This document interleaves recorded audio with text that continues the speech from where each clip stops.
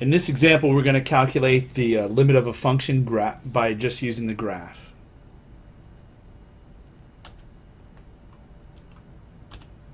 All right, so use the graph of the function f of x to find the following if they exist.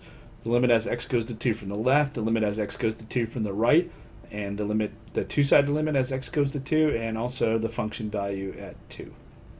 All right, and here's the graph that we have. So first off, the limit as x goes to 2 from the left. So we will be approaching from this direction.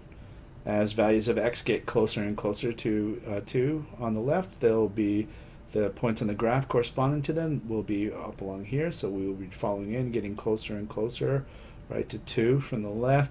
And those points are getting closer and closer to this open dot right here. That open dot has a y value of 2, right? So the limit as x goes to 2 from the left of f of x is positive 2. All right, now we want the limit as x goes to 2 from the right, so we will be approaching 2 from the right. So we'll have x values that get closer and closer to 2 but are on to the right of 2. The y values corresponding to those will be, or the points in the graph corresponding to those x values will be along here. So we will be coming along in here, getting closer and closer to 2 from the right, and we can see that the points on the graph, as we get closer and closer to an x value of 2, right, they're going to be getting closer and closer once again to this open dot right here. That open dot has a y value of 2, right? And so what we would say is that the limit as x goes to 2 of the right of f of x is equal to 2. Okay, so we have both the limit as x approaches 2 from the left and the limit as x approaches 2 from the right. That means that we can make a conclusion about the two-sided limit as x goes to 2. Okay, and both of the one-sided limits exist, and they are both equal. We have the same value right here. So the two-sided limit will also be equal to 2.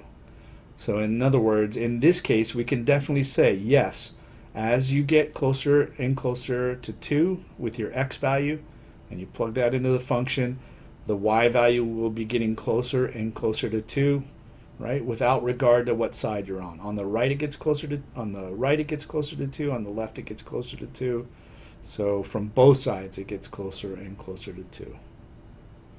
All right, now finally we want to know what f of 2 is, so we would look here, and we are looking for the filled dot, right, corresponding to 2. So we start at 2 here on the x-axis, look up and down, and we can see that the filled dot here is at 4, right?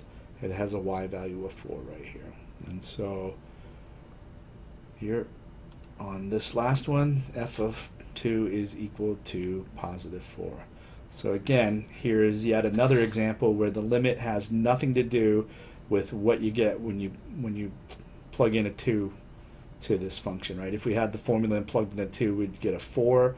The limit, right, it doesn't tell you anything about that. The limit just tells you about the y values as you get closer and closer to 2, but not equal to 2.